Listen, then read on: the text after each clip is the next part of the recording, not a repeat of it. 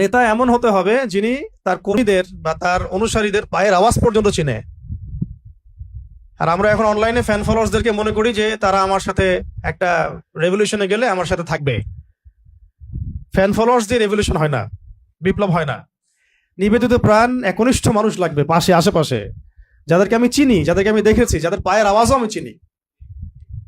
নবী সাল্লাল্লাহু আলাইহি ওয়াসাল্লাম যাদেরকে নিয়ে সমাজ বিপ্লব করেছেন তারা দারুল আরকামে গড়ে উঠেছেন।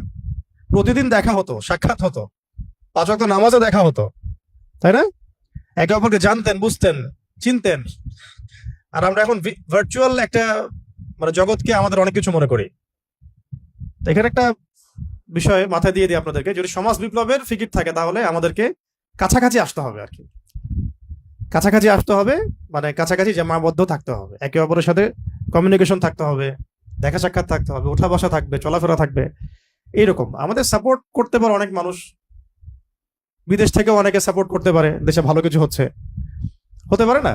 কিন্তু আপনি যে অভ্যুত্থান, বিপ্লব যেগুলো বলছেন শব্দগুলো, বা দিন প্রতিষ্ঠা, আল্লাহর দিন, আল্লাহর জমিন, আল্লাহর দিন কায়েম, এগুলোর জন্য একনিষ্ঠ মানুষ দরকার আশেপাশে।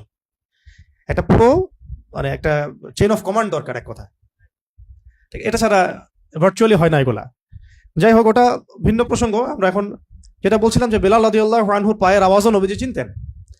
তিনি কিন্তু যখন তাকে দেখানো হচ্ছে তখন কিন্তু তিনি তাকে দেখেন নাই যে বেলাল রাদিয়াল্লাহু আনহুর সামনে হাঁটতেছেন, তার পায়ের খসখস আওয়াজ শুনছেন। ওর কোনো বর্ণনা আসছে খরম যে পড়তাম না আমরা আগে, খটখট খট করে শব্দ হতো, এই আওয়াজ তিনি পাচ্ছিলেন। এই আওয়াজ যে বেলাল রাদিয়াল্লাহু আনহুর, তিনি কিভাবে বুঝলেন? তার মানে দুনিয়াতে যখন বেলাল রাদিয়াল্লাহু আনহু তার আশেপাশে চলছেন, তার আওয়াজ তো তিনি শুনতে পাচ্ছেন, দেখছেন, এবং আল্লাহ পাক তাকে জানিয়ে দিচ্ছেন এটা বেলাল রাদিয়াল্লাহু আনহুর মর্তবা, মাকাম। তো এটাকে একদিন বলেছিলাম না, তিনি ওযু করতেন, ওযু করে 2 রাকাত নামাজ পড়তেন। যখন ওযু ভেঙে যাইতো তখন নতুন করে ওযু করতেন এবং 2 রাকাত তাহিয়াতুল ওযুর নামাজ পড়তেন। এই জন্য বেলাল রাদিয়াল্লাহু আনহুকে এইরকম জান্নাতে মাকাম দেওয়া হয়েছে।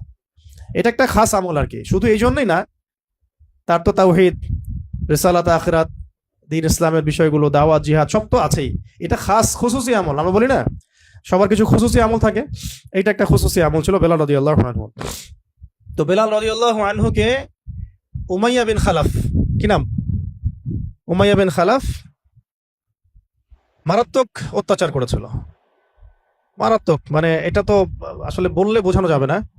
একটা মানুষকে মারতে মারতে রাস্তা দিয়ে নিয়ে যাওয়া, গলার মধ্যে রশি টেনে ছেঁচড়ানো, পাথর দিয়ে চাপা দেয়া, বালুর মধ্যে শুয়ে রাখা। যারা আরবে গিয়েছেন বা যাওয়া আসা করেন তারা ওখানকার গরম সম্পর্কে জানেন, কিছুটা ধারণা আছে। বেলাল রাদিয়াল্লাহু আনহুকে বলা হচ্ছিল যে তুমি ধর্ম ত্যাগ করতে হবে না, খালি বলো যে লাতের কসম, মজ্জার কসম, খালি এতটুকু বলো। তোমার আল্লাহকে গালিও দেওয়া লাগবে না, তুমি খালি বলো লাতের কসম, মজ্জার কসম। আর তিনি বারবার বলছিলেন আহাদুন আহাদ, আহাদুন আহাদ। যত মারা হচ্ছে তত বলছেন আল্লাহ এক, আল্লাহ এক, আহাদুন আহাদ। এরপরে সূরা নাজিল হয়ে গেল কাফেরদের প্রশ্নের প্রেক্ষাপটে, বলো আল্লাহ এক, কুল হুয়াল্লাহু আহাদ। এটার সাথে বেলাল রাদিয়াল্লাহু আনহুর একটা এই আহাদ শব্দটা আল্লাহ পাকের কাছে এতই কবুল হয়ে গেছে যে আল্লাহ পাক নিজের পরিচয় দিচ্ছেন প্রথম, বলো আল্লাহ এক।